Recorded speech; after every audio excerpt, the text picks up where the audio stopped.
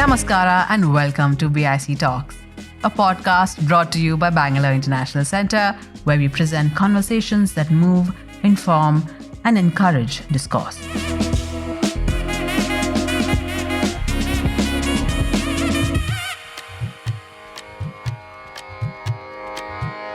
There was an unmistakable sense in some quarters of public to say some boundaries are being crossed.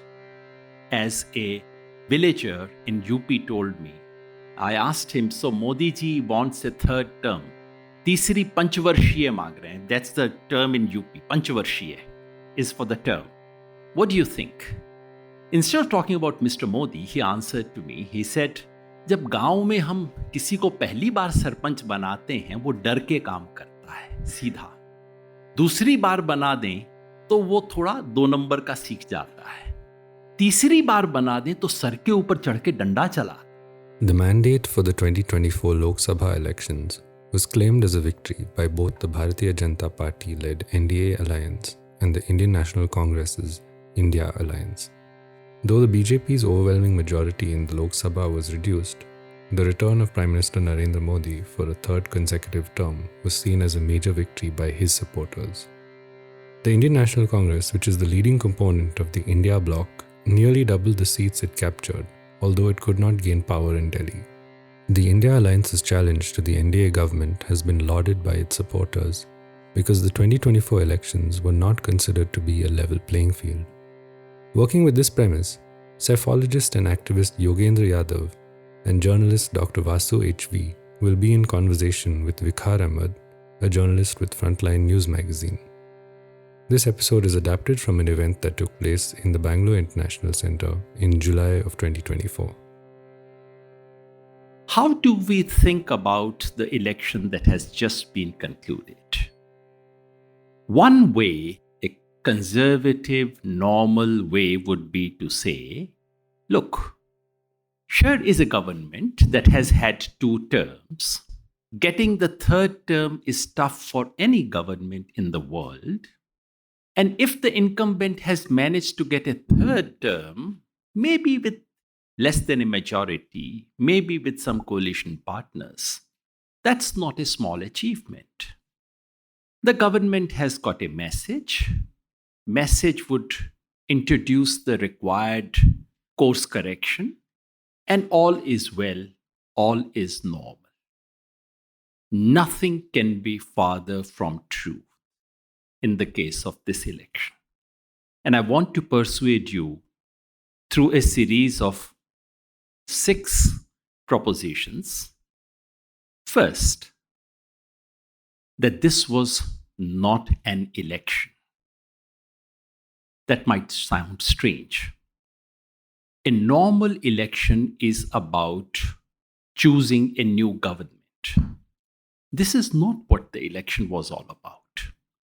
This was a controlled plebiscite. Not an election, but a plebiscite. Not normal, but controlled. Not about choosing a new government, but about choosing a new constitution. And by constitution, I do not mean the formal document called the Constitution of India. By constitution, I mean the basic structure of political choices, structure of political institutions that you have in a society. Why do I call it a plebiscite? Because the people were being invited to vote not about the NDA. This election had nothing to do with the NDA. The word NDA figures after the results were out. This was not about the BJP. This was about one man, Modi ki guarantee. So in a sense, it was a plebiscite where people of India were invited to say, do you put your thumb impression on Modi ki guarantee or not? So in the property business, you have that power of attorney. And there's something called general power of attorney, where you basically surrender all the rights to that property. So it was about giving general power of attorney to Mr. Modi for whatever he's done in the last 10 years and whatever he might do in the next few. That's what this election was about. To put it even more precisely, This election was about transforming our political system. I would not say from democracies to dictatorship, because we were not democracy in any case by the beginning of this election. Our system is best described as competitive authoritarianism, because in 21st century, the neat model of democracy versus dictatorship doesn't quite work. We have large number of regimes are hybrid. Ours was competitive authoritarianism, an authoritarian government that allows genuine competition to take place. And we were about to slide into electoral autocracy, which is a Putin style, where it's autocracy, but keeps a farce of elections once in a while. This is what was at stake in this election. And this was not normal because everything was controlled. In such a major election, basically, the rulers ensure they leave nothing to the chance. Money, media, the entire administrative apparatus, agencies, and I'm ashamed to say even the Election Commission of India. They were all part of that design to secure that mandate. So, that's why I say it was not a normal election. It was a controlled plebiscite to change the nature of political system for a very long time to come. So when activists say constitution was to be changed, they are right. But the mistake is to assume that the document called the Constitution of India was about to be junked. It's a constitution in a deeper sense which was to be changed. Second proposition is that there is no positive mandate. This election was a moral, political, and personal defeat. A plebiscite can have only two answers. A plebiscite does not have in-between results. It's either yes or no. And in this case, no matter how you read it, the answer was no. And that's what makes this result so extraordinary. You could say that they have 240. Yes, they do. But if you look at the context in which the election took place, if you look at the controls that were exercised, how the entire thing was designed and almost predetermined, then the ruling party, I mean, it's like Putin getting some 52% votes in Russia. Something of that kind took place. I had said before the results came that if BJP gets one seat less than 303, which is what their score was, and notwithstanding the entire bluster about 400 and so on, the threshold that BJP itself had set was not 272. The threshold was more than 2019. That's basically the claim was. And if BJP had succeeded in getting one seat more than 303 that they had in 2019, for the next 5 years, every television interview, whether it was on NEET or on railway accident or on flood management or on GDP, you would have heard only one answer, but the people are with us. That's what this election was all about. And the answer is no. I had said, if BJP gets one seat less than 303, it will be a moral defeat. If they get one seat less than 272, it will be a political defeat. And if they get one seat less than 250, it will be a personal defeat. And you know for who? In whose name the election was fought. That's what the outcome is. There cannot be any two opinions about it. You can keep on doing statistics. I can keep doing that as well. But the fact is absolutely unambiguous.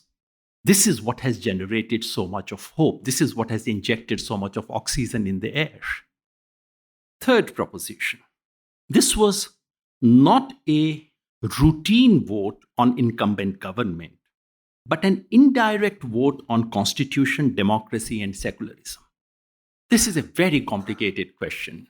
So I'll just state my conclusion or judgment and then move on, which is to say, I do not, of course, assume that people of India stood up and voted for constitution, for secularism, for democracy. They don't normally. Even after emergency in 1977, people voted against excesses and sterilization, not so much directly on a word called democracy that they did not fully understand. So, of course, I do not expect. And a vote is always mediated through so many complicated layers: region, caste, your candidate, all the specifics.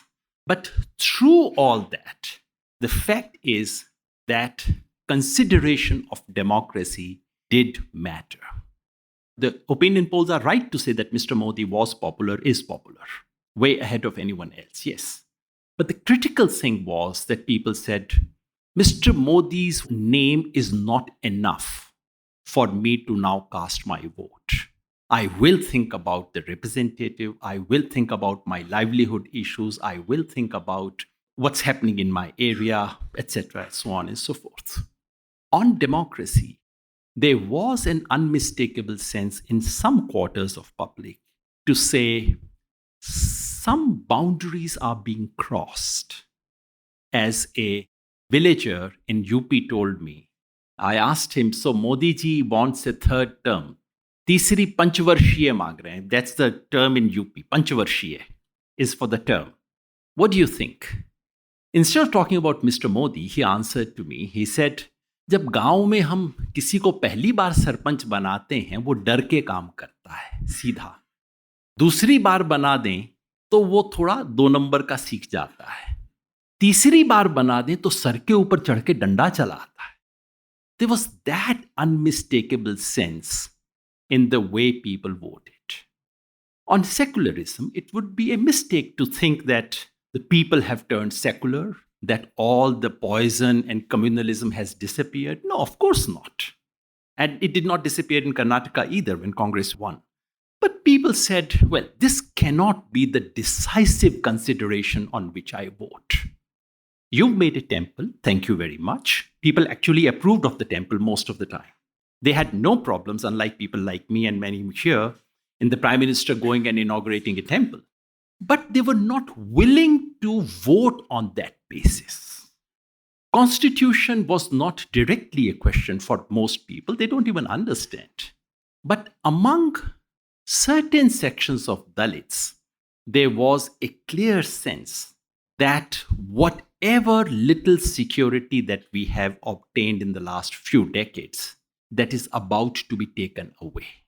So in those sense, democracy, constitution, and secularism became an issue through all the other layers that it usually cuts through.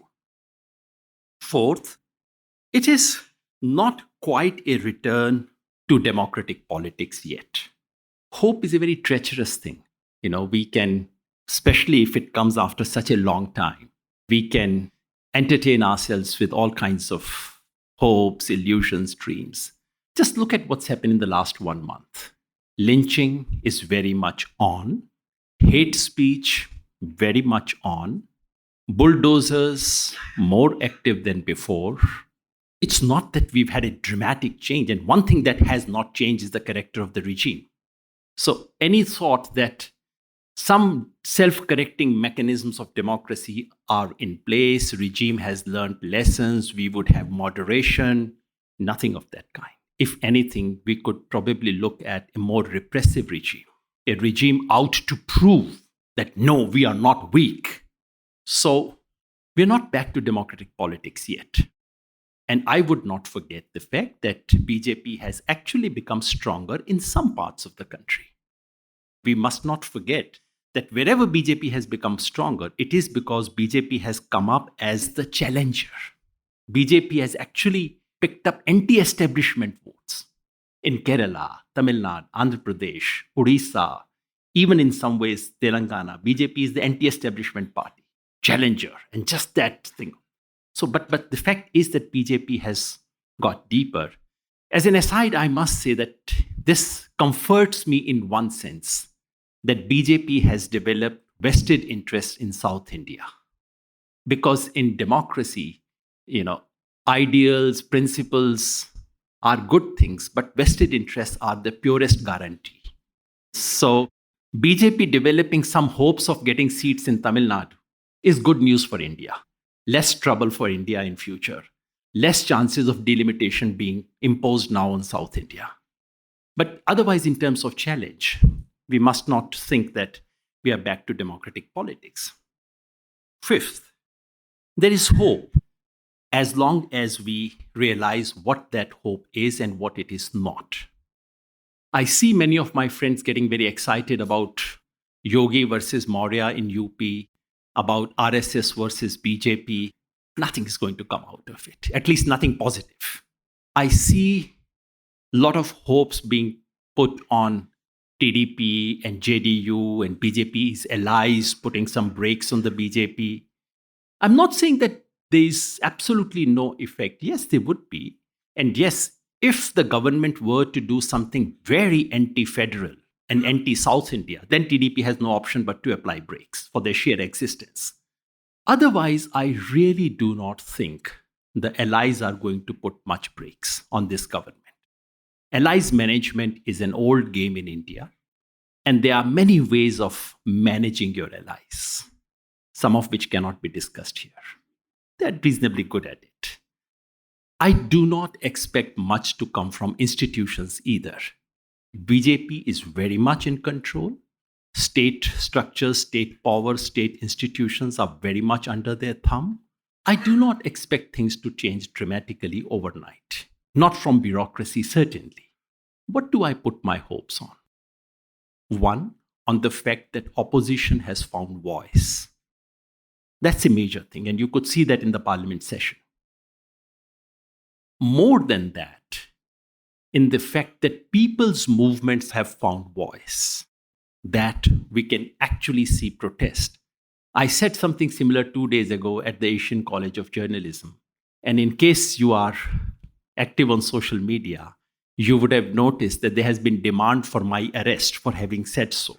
Actually, there's a campaign in the last 24 hours by BJP trolls saying, this man is calling for civil war. Why is the Honorable Home Minister, who says lovely things as he said today, why is he not arresting this criminal Naxal?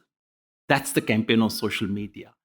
So let me reiterate with all the emphasis at my command so that the Honorable Home Minister can hear this again, that I think I pin much greater hopes on the street than on the parliament.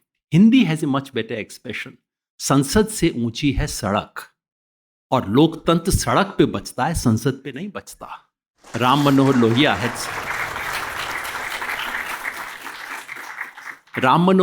had said, जब सड़क सूनी हो जाती है तो संसद आवारा हो जाती है.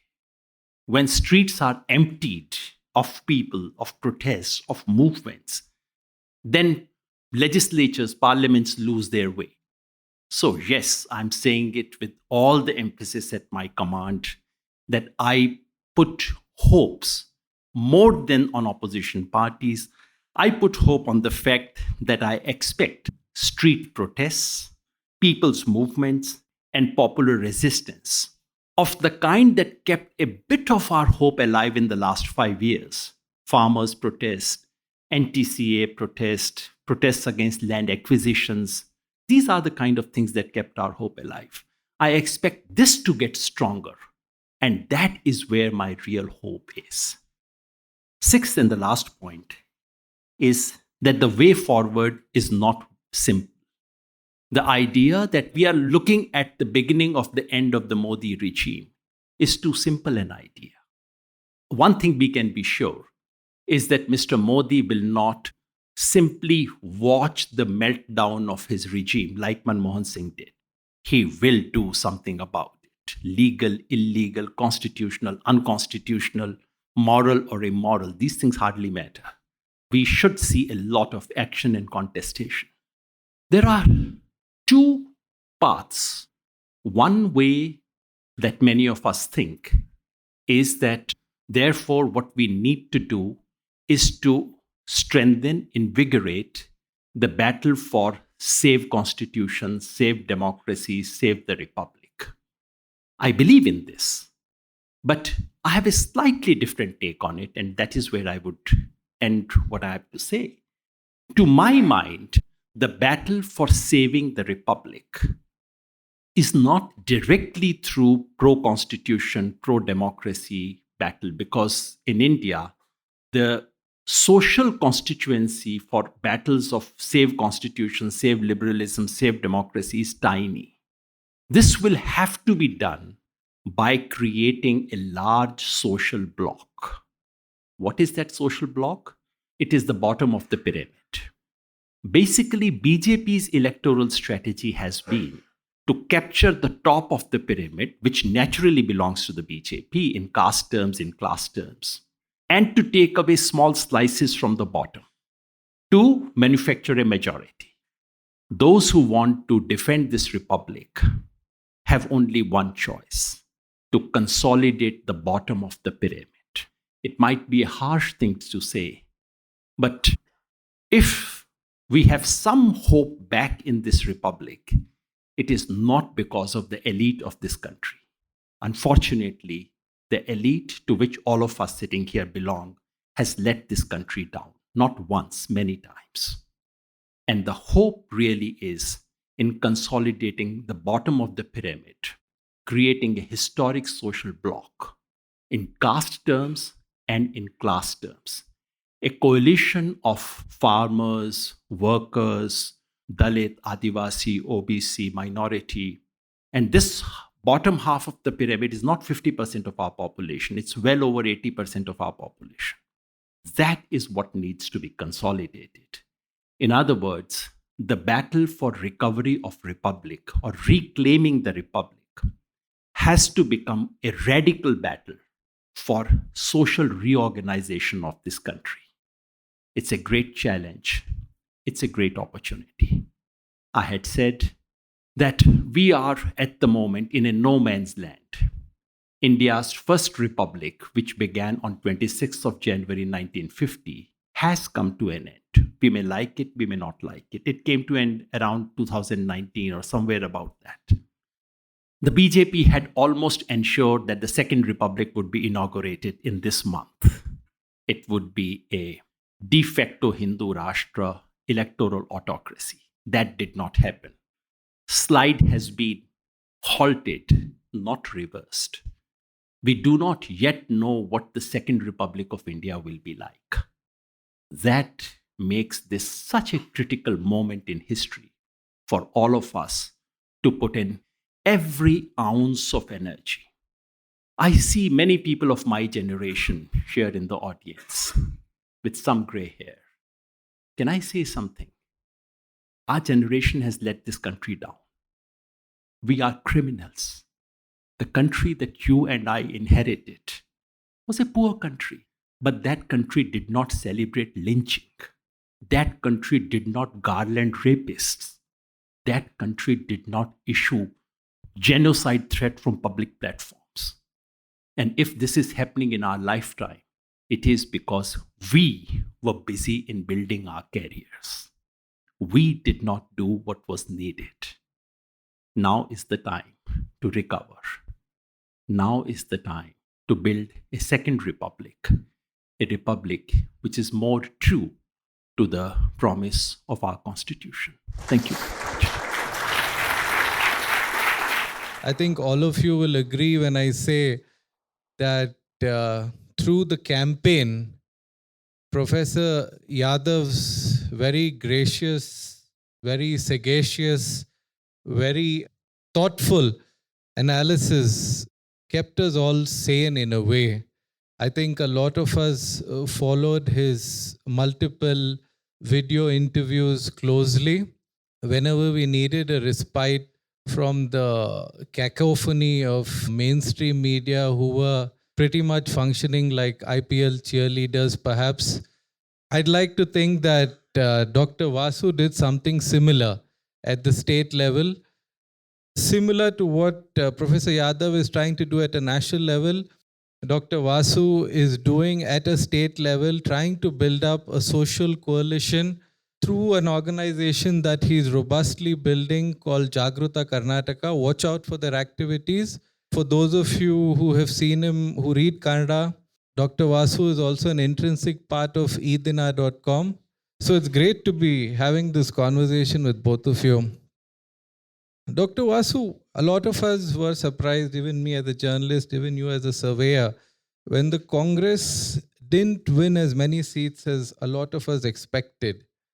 Right? So if you could start from that point and briefly tell us what happened and what would be the implications of this on Karnataka's politics over the next few years? At the All India level, we saw a change, but Karnataka, there was no change.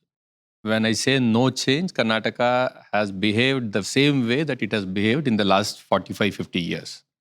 When the entire country was actually voting against Congress in 1977 election or even in 1989, then Karnataka was actually voting for Congress. Till 1996, the preferred national party for Karnataka was Congress. Even when entire country voted against Congress also in 2 occasions, Karnataka was actually voting for Congress. In 1989, when Rajiv Gandhi was defeated, Congress was defeated, Karnataka gave 27 out of 28 Lok Sabha seats to Congress.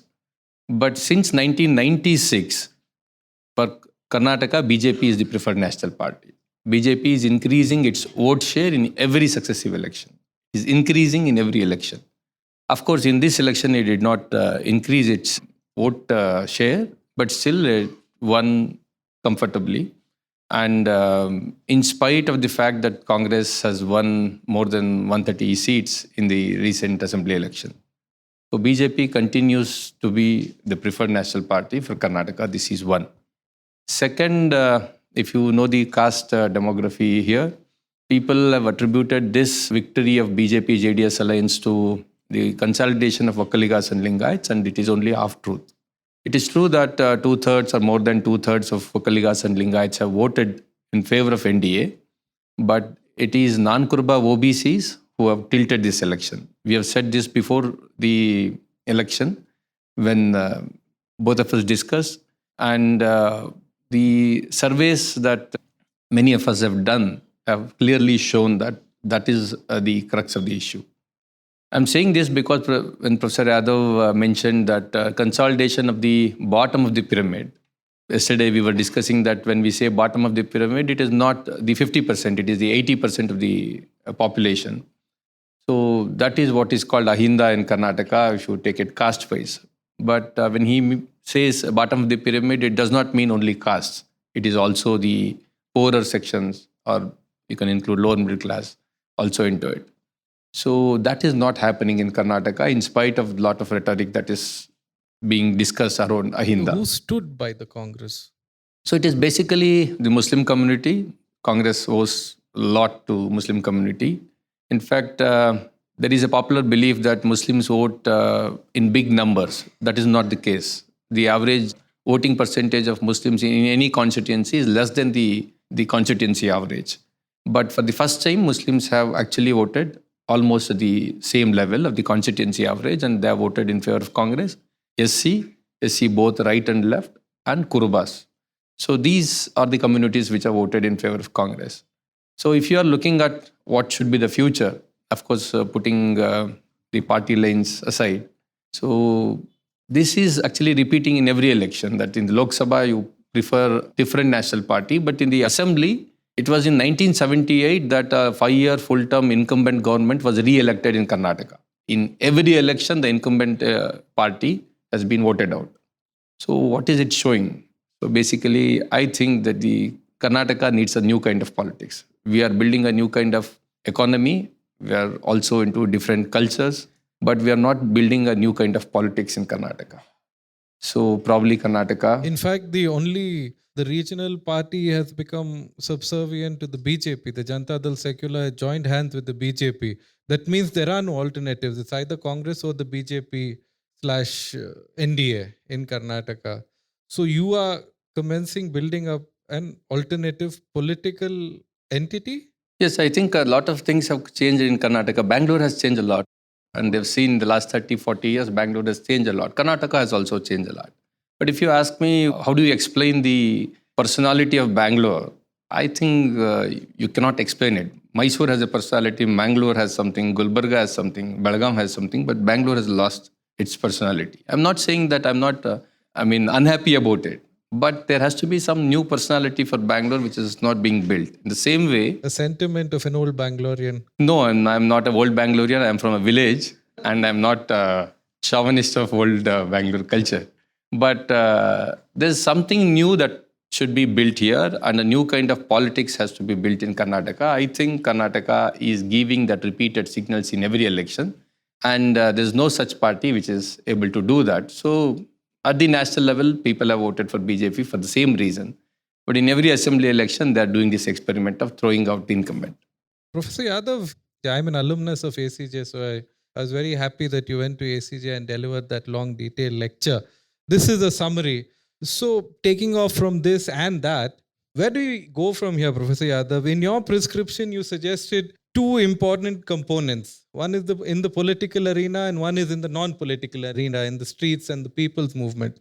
Talking about the political arena, the electoral arena, you suggested that the opposition should continue to defeat the BJP at different levels. Here, if I see three problems, and I'd appreciate it if you respond to that. First, the BJP clearly is a shrewd, sharp, adroit political beast which continuously evolves a strategy based on circumstances, right? That is my first point. Second, I'm sure you would also agree with me, there seems to be a disjunction between the Congress's vision espoused by Rahul Gandhi, especially over the past few years, and his multitude of party men at different levels of the party. Dr. Vasu, I'm sure, will offer more insights into how this disjuncture evident in Karnataka, at least. So then, as the chief opposition party, do you see Congress playing this role? And third, a lot rests on the cohesion of the India alliance. Something that you haven't mentioned at all. Do you see this coalition remaining robust? There is no alternative imagination that has emerged. It's all rhetoric, according to me, right? So nothing ties this still fragile coalition together. So there are a slew of state elections. So do you see it remaining together? These are three sort of impediments that I see. First, the big picture, then specifically about Congress and the India coalition. The big picture, just to remind you, we have lost our republic. We are yet to regain it. If so, something really big is required. To my mind, we need to work in three areas. So I'll say something about what I expect. But honestly, I'm not into forecasting. You may not believe so, but I'm not. Forecasting weather is one thing. Forecasting politics is something else. Whether it would rain in Bengaluru tonight or not is not dependent on my will, wish, or effort. But what would happen in politics tomorrow in Karnataka is what all of us put together can change. So I'm more interested in trying to see the way forward in that sense. What can be done? You need to work in three different spheres. One, if the republic has to be regained, this one electoral setback or defeat for the BJP has to be turned into a streak of defeats so that it is a trend, not just a one-off event. Critical to that is the other three assembly elections that are coming, elections next year, etc. So work in the electoral arena is critical, number one. Number two, movement struggles, protests, because the real energy to save this republic is not so much with political parties. Opposition political parties control only a tiny segment of the energy which is determined to save this republic. Much of that energy resides with people's movements, civil society organizations, farmers' movement, Dalit movement, human rights movement, women's movement, for right to education, right to food, all kinds of things. This country is so rich with this. That is the real arena where action is required, where we need to work, which is what would lead to creation of the coalition of that, bottom half of the pyramid of consolidation. But I did not mention the third, and actually that one matters most to me, which is a cultural ideological battle. In the last instance, BJP rules this country because people like us have lost an ideological battle, because we failed to re enchant and refresh the values of the Constitution for the newer generations. That battle has to be won afresh. It's a long battle. BJP has worked now, RSS has worked now for 99 years. Next year it will be 100. So if someone has worked for 100 years to inject poison, how long do you need to detoxify? At least 100 months? 100 महीना तो काम कर लें ईमानदारी से हम लोग. So a long ideological battle, cultural ideological battle lies ahead of us, which is at least one generation long battle. No matter who wins election, no matter who comes to power, it's a long battle to save the soul of this country. And in that battle, I would repeat something that has annoyed my friends, but I believe in it so deeply that I would reiterate it. You need to regain 3 properties. That's the new word these days in social media, property. So you need to regain 3 things that we have lost. Nationalism, to which BJP and its political predecessors have had zero contribution, but of which they are the principal spokespersons today. एक कतरा खून का नहीं बहाया इस देश की आजादी के लिए, और अब नेशनलिज्म के सबसे बड़े ठेकेदार हैं वो. So you have to regain nationalism. You have to regain civilizational pride, civilizational legacy and pride, of which RSS is not an inheritor, but they pretend to be one. And 3, you have to regain religious traditions, including Hinduism. All these 3 things we have handed on a platter to the BJP. And then we wring our hands and say, oh my God, I have nothing to say. Because we have handed over these things to them. Regain it. And that's not going to happen overnight. That's a 20, 30-year-old battle. Sorry, long answer. But now specifically to Congress and India coalition, yes. For the next 5 years, one of the absolute necessary conditions, but not sufficient, for defeating the BJP would be to hold on to India coalition, actually expand it. And it can be expanded in so many states. Will it hold? Well, apart from principles, as I said, vested interests are much better guarantor of these things. Right now, they seem to be working. But yes, it would also need a lot of deft work, management, and so on. So yes, that's critical. Congress has shown signs of change, has shown capacity to stand for values, which are the foundational values of this country. At least someone stands up in this parliament and says कि तुम हिंदू धर्म के ठेकेदार नहीं हो. This needs to be said in this country. So in that sense, it's in the right direction.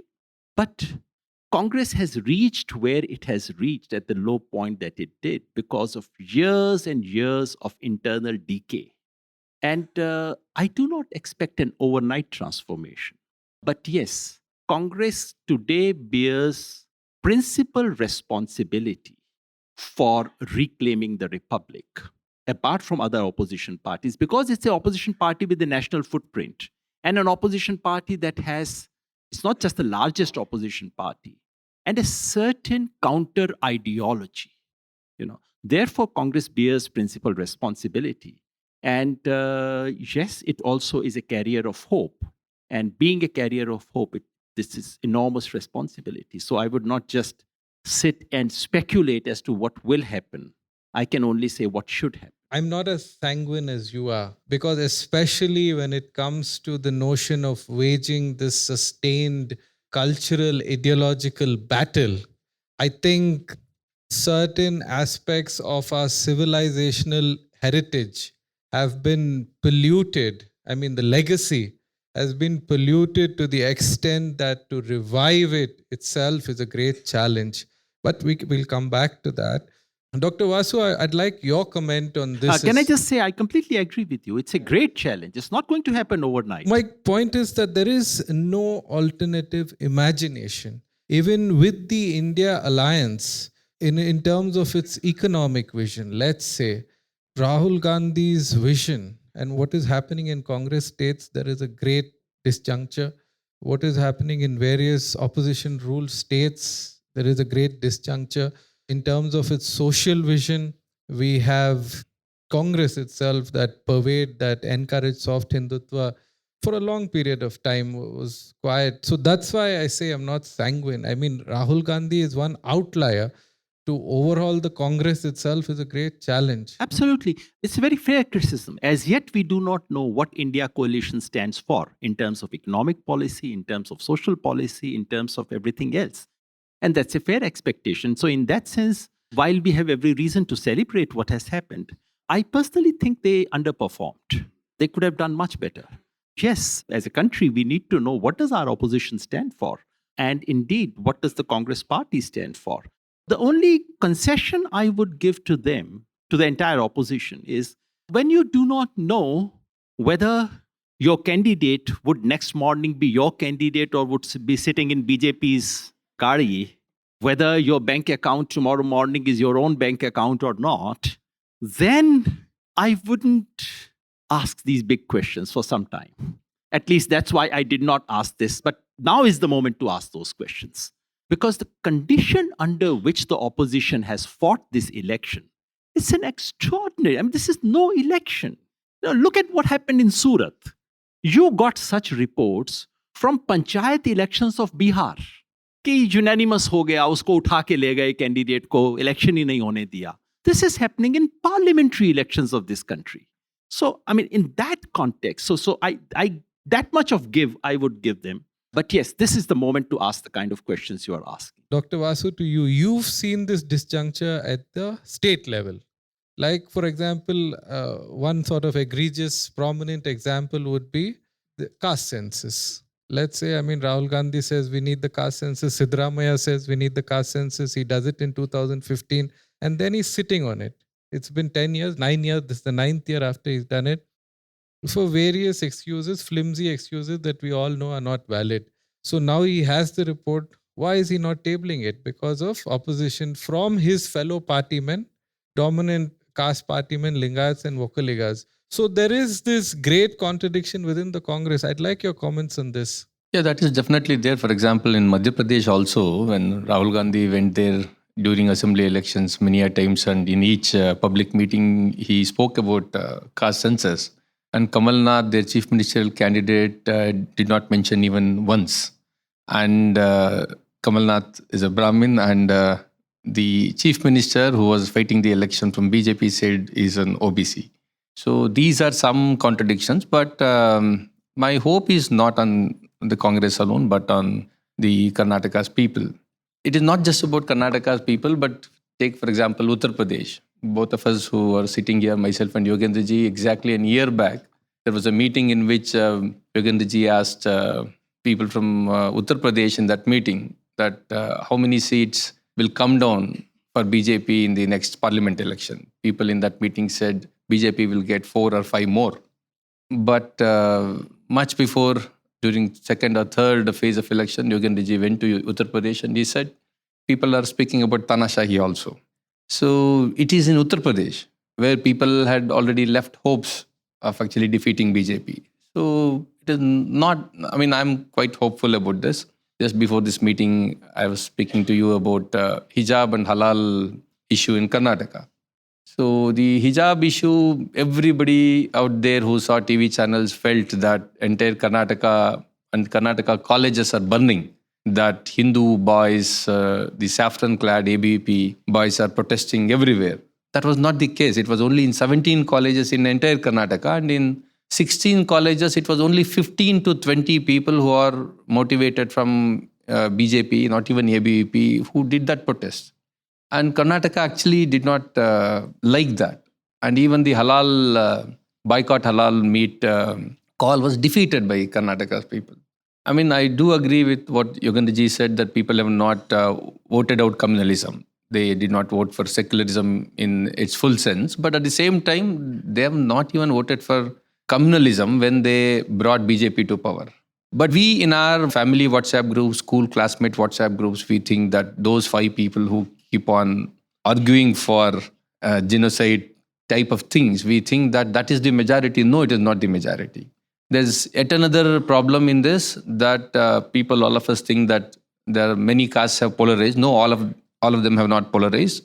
Of course, Muslims are voting against BJP in big numbers, but Brahmins are voting more for BJP than Muslims. But there is another community which is polarized more than these two communities. Which is that another community which is so much polarized? It is the salaried middle class. So they are polarized more. So we were just looking at our data, and Yogendraji pointed out in 2023 Vidhan Sabha election that this is the community which is more, the direction in which it is polarized. Since we are in that tiny class and we are in those WhatsApp groups and we think that the entire world is now calling for a genocide, no, the ordinary people have not. So it is there that we have some work to do, and people who are here, people like us, we have a role to play. When I said let us build a new kind of politics, it is not just only joining Congress and strengthening hands of Rahul Gandhi. It is what we can do in our state, in our city. And in that sense, the disjuncture that you spoke about within Congress does not matter so much to me. And I don't expect Congress to save me. But you have to acknowledge that all the work that you do last year, this year, the advantage is being reaped by the Congress, right? And then to sort of not honor its promises that it's made, for instance, pre-electoral promises, and then these disjunctures emerging, becoming very glaring, that is in some way a betrayal. So, I mean, you're working for whom? For who are you working? Are you working for the people? No, we were not working for the Congress. Congress? We were not working for Congress. No, but I'm not saying you were working for the Congress. I'm saying your activism aids the Congress. Yeah, it is true. But many people have told us that Congress is using us. I have told them that we are using Congress also. How are you doing that? See, this question, because we were not in a position to build our own political party. So actually, this question was asked to Arundhati Rai when, I interviewed her, and I asked her that there is an allegation that Medha Patkar is using Adivasis to further her cause.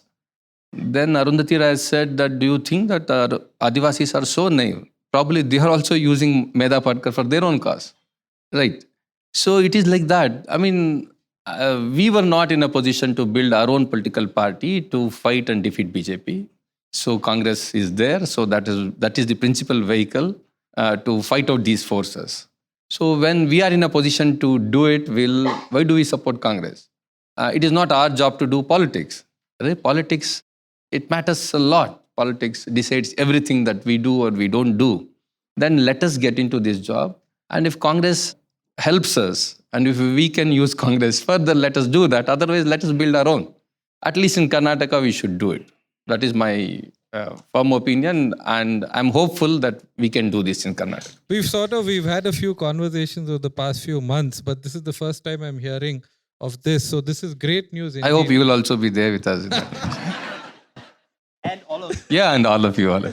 You can take my number, let us meet, and we must do this. We must build a new politics. Professor Yadav, coming back to you, the second part of your prescription, we need to present a social radical agenda consisting of building up a social coalition of the bottom of the pyramid, meaning the poor. This is actually a moment for class politics. You've sort of stated that. Now, what you envisage is this horizontal layer, right? The bottom horizontal layer, you see it as somewhat homogeneous, which sort of leads to my next question. What is the role of the Muslim here? Because he has been very successfully cast as the other, right? So potentially we can build up a coalition of farmers, tribals, Dalits, backward castes, even though there are great internal contradictions within these groups. But the furthest, the most marginalized community a passive participant in Indian democracy is the Muslim. I wouldn't even use the term religious minorities. I'm particularly talking about the Muslims. So they've been successfully cast as, political, religious, social, and political pariahs, representations being depleted. So I want you to dwell on this, because I think a lot of people make sort of slightly nebulous, vague statements about what is the Muslims' role in this future coalition.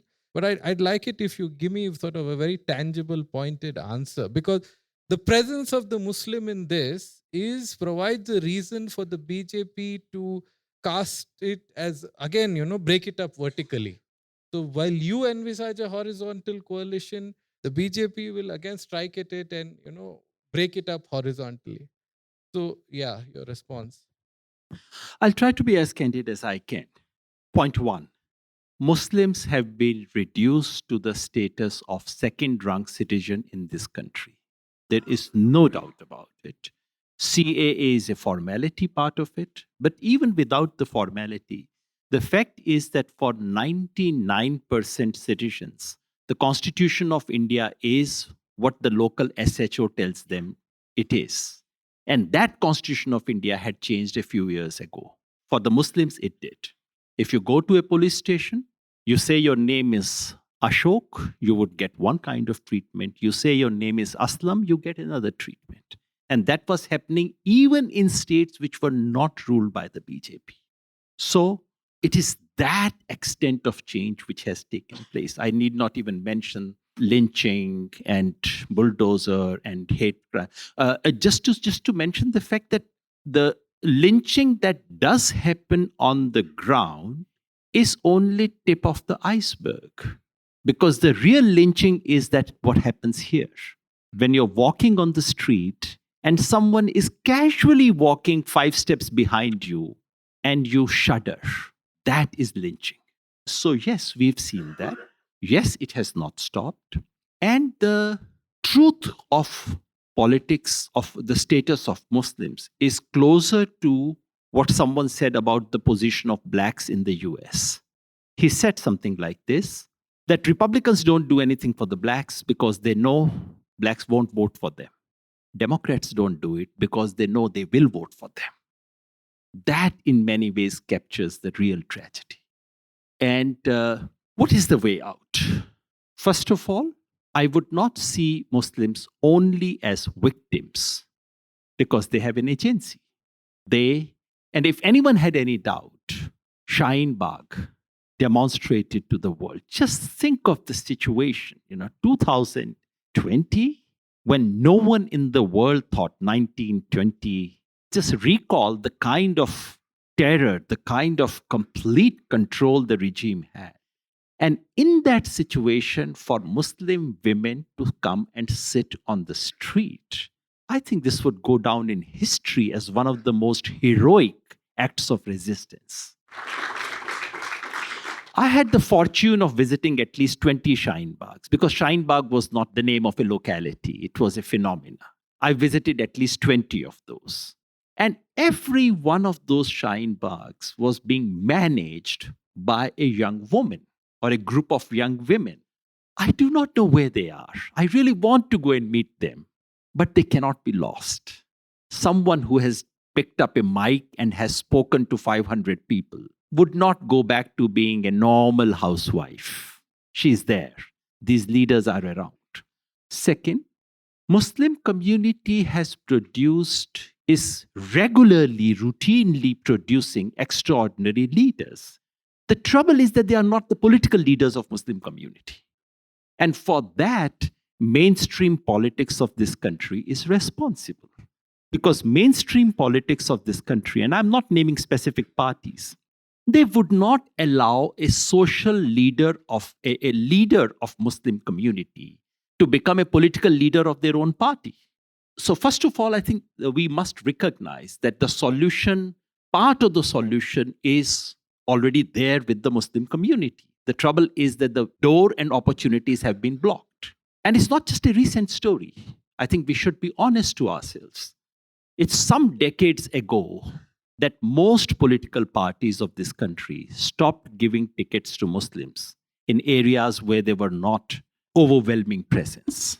Sikhs can get tickets in areas where the Sikhs are probably 1%. In Jharkhand, they can get ticket. Muslims cannot. It's only also fair to acknowledge, since you want me to be candid, that what we call secular politics is in large measure responsible for the terrible state in which we are today. Because there was a kind of a contract with the Muslims. And the contract was this. Forgive me for these harsh words, because I think unless we are candid about this, we cannot actually reach anywhere. The contract was that if you are a Yadav, you can ask me for roads, you can ask me for health, you can ask me for education in return for votes. If you are a Brahmin, if you are Dalit, if you are Adivasi, you can do all this. But if you are a Muslim, then the only thing you can ask of a political representative is security and nothing else.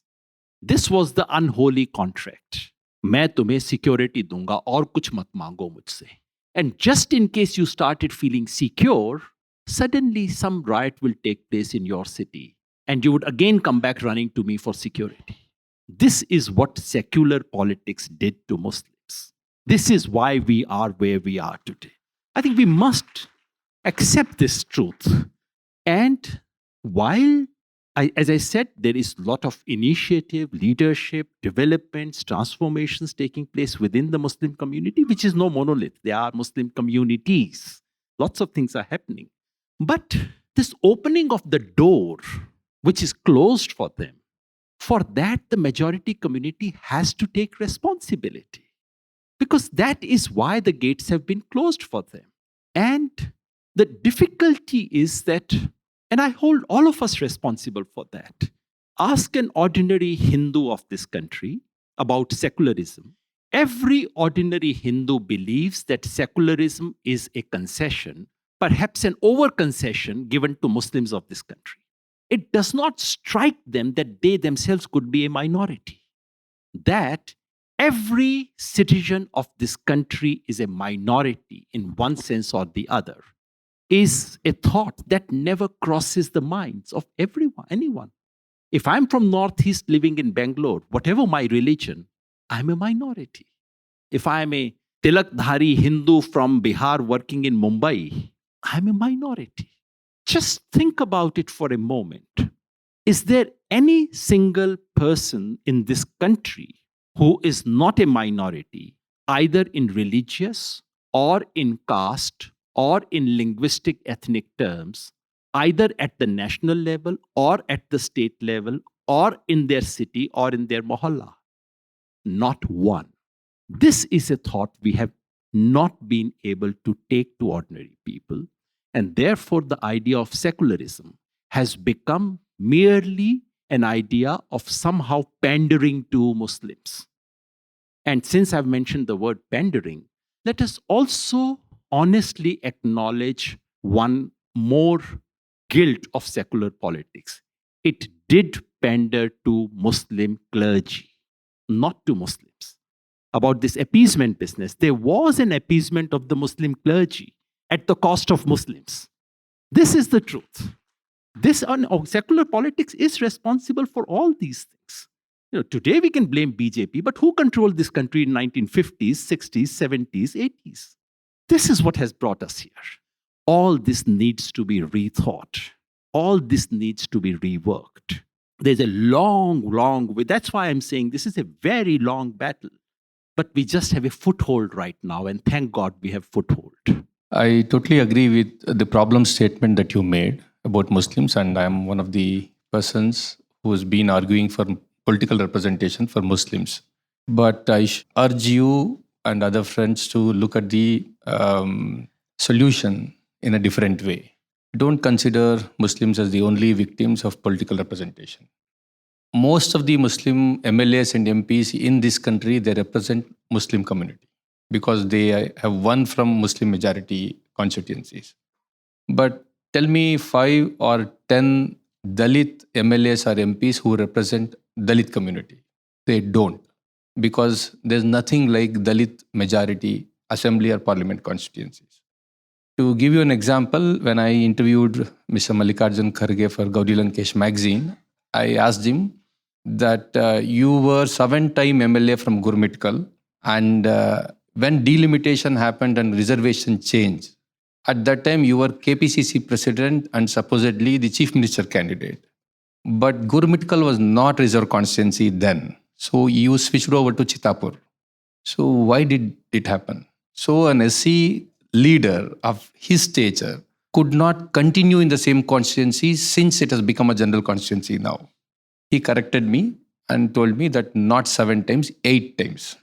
And in every election, he has won from higher margin. But still, he did not continue to contest from that constituency. He would have won, but still he said it would have been a difficult election for me. So this is the situation for Dalits also. Of course, Dalits, because of reservation and other things, they have certain representation, but this is the problem. And tell me 5 women MLAs or MPs who represent women or women cause? No. So this is where I urge and demand from Muslim community that you just don't have to be Muslim leaders, but become leaders of all the oppressed communities. Think about this in a different way. And a situation has come in this country where Muslims can lead other movements. This is what we are trying in Karnataka in certain pockets. I'll just explain it briefly. Anti-CAA protests, that was actually a phenomena in which Muslim community showed what they can do. It is because middle class has come up in Muslim community. When I told this, many people did not take. The only person who agreed was Umar Khalid. There was no significant middle class earlier. Now there is significant middle class. Otherwise, so much Shaheen colleges would not have been there in Karnataka. So there is a middle class, and that middle class actually, it led anti-CAA movement. No organization led anti-CAA movement. It was the community and this middle class which led. So this middle class has to take the leadership and think that they have to lead Dalit community also and other communities also. That is not happening. Thank you, Dr. Vasu. Journalists are very good at pointing out problems, So I've come up with all the problems. You provided some hopeful solutions for the way forward. I still remain skeptical. We keep discussing Congress kya karegi, ye kya karega, wo kya karega. It's all right. Magar hum kya karenge? Ye bhi thoda pooch lein. You have been listening to BIC Talks by Bangalore International Centre. If you like what you heard, do follow us on social media.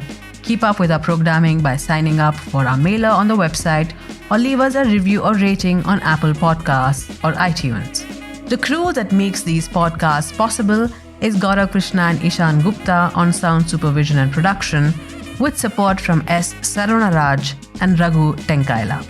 Artwork is designed by Chandni Venkataraman of Crisscross Design Studio. Don't forget to subscribe to our channel on your favorite podcast platform. It can also be accessed on our website, bangaloreinternationalcentre.org. This is Lekha Naidu, signing off on behalf of everyone at BIC.